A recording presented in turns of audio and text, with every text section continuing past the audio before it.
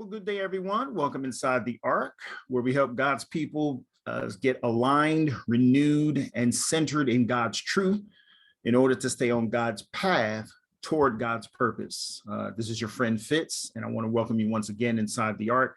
And I want to continue with the final installment relative to the GPS. I opened up a few weeks ago about true wisdom and how true wisdom is found.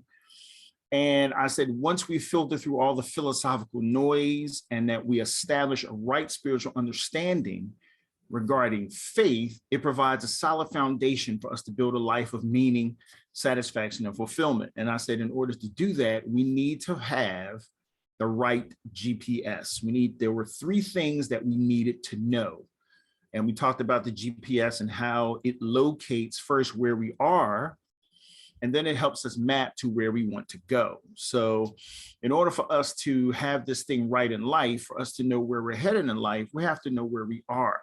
And I believe that there are three things that we need to know the GPS for life. We had the first node, the G, which is God. Second is the P, which is known purpose. And today I want to close this out, the GPS talk, and tell you about knowing self. So we have to know self first and foremost.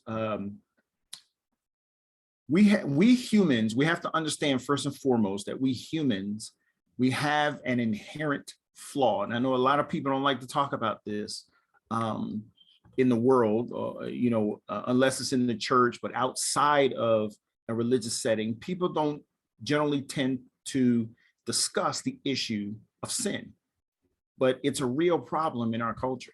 And we have this inherent flaw, and this particular inherent flaw, it makes us enemies, natural enemies of God. And there is no amount of self-improvement.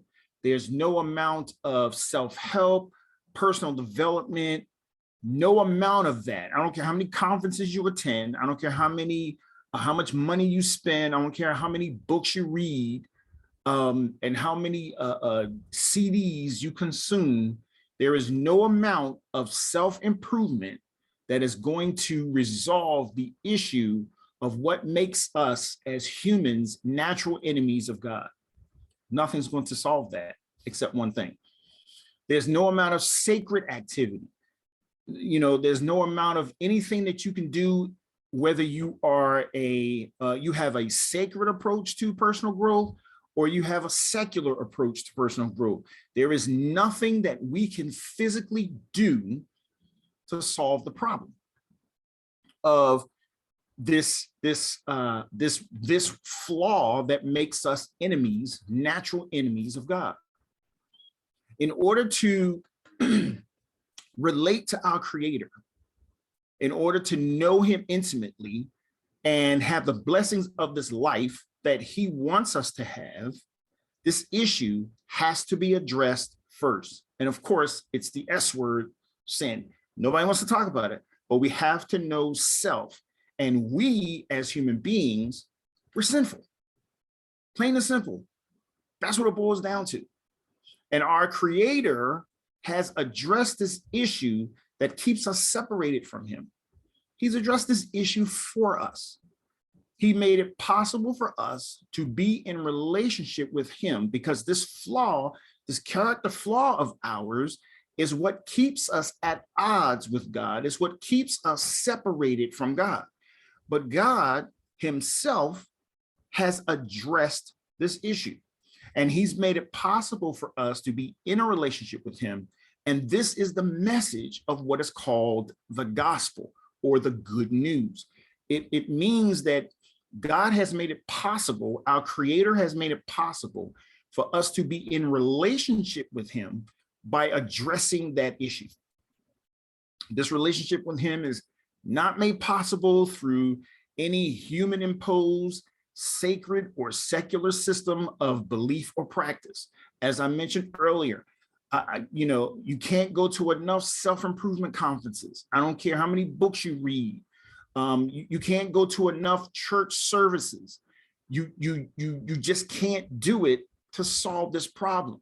There's only one answer and one solution to the problem, period. This relationship with him is not made possible through any human imposed sacred or secular system of belief or practice. It's made possible only by the path that our Creator has chosen.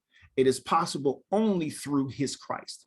It is only possible to get into a relationship with him through his Christ. In other words, God has determined the path that each human being is to take to approach him. So it's kind of like, if somebody wants to get to know me, or somebody wants to get to know you, there's a way that they have to do that, right? They have to approach you a certain way if they really are interested in getting to know you, the person. And oftentimes you determine how that's done, how they're going to get to know you. People aren't going to pick any old type of way to try to get to know you that's going to work. It has to be on your terms. So God has made it possible for us to be in relationship, to be connected to him, but we have to understand, know ourselves first, know who we are, know where we stand, and know what the remedy is for getting into this relationship with God. It's made possible only through the path that he has chosen. It's possible only through his Christ. If we're going to have a relationship with God, it must be through his chosen Christ. It must be through the door that he has chosen. It must be the way that he has chosen. So that concludes this GPS. We have to, if we're going to be successful in life, if we're going to move forward in our lives, if we're going to have any type of fulfillment that we all seek, we need a GPS. We need to find, first of all, locate where we are, and then we can map where we're going. And in order for us to know where we are and map where we're going, we have to have our GPS, the right GPS. We have to know God, we have to know purpose, and then we have to know self. I hope you found this GPS, this presentation to be very helpful. Please like it, share it, comment on it if you care to do so.